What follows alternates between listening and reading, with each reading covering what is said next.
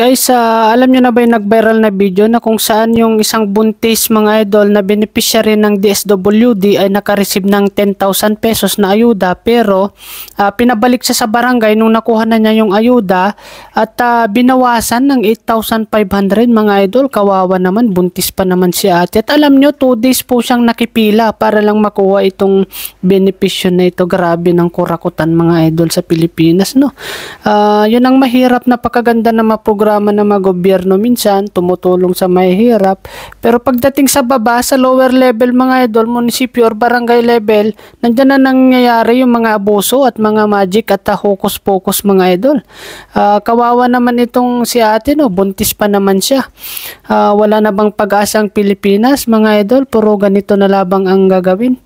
Alam nyo, ang rason daw ng kapitan dito ay ibalak daw niyang i-distribute sa mga ibang mahirap na residente nila yung pera.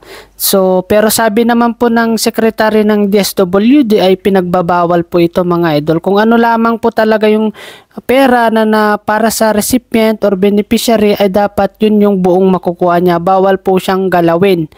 So, dapat imbestigahan nila itong mga idol kung talaga bang saan ba pumunta yung 8,500 mga idol. 1,500 na lang natira sa kanya.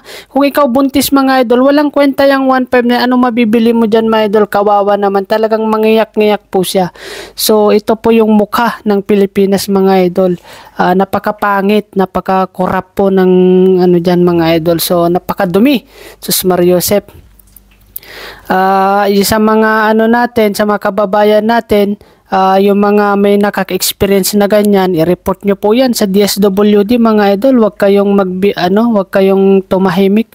Dapat nire-report nyo yan mga idol. At dapat may imbestigahan to at maparusahan kung talaga bang nagkasala yung mga dapat na maparusahan mga idol, no? So ito ay reaction video natin. Sa inyo, ano bang masasabi nyo rito mga idol? Nakakagalit itong mga ganitong pangyayari. Kawawa ang mga Pilipino mga idol.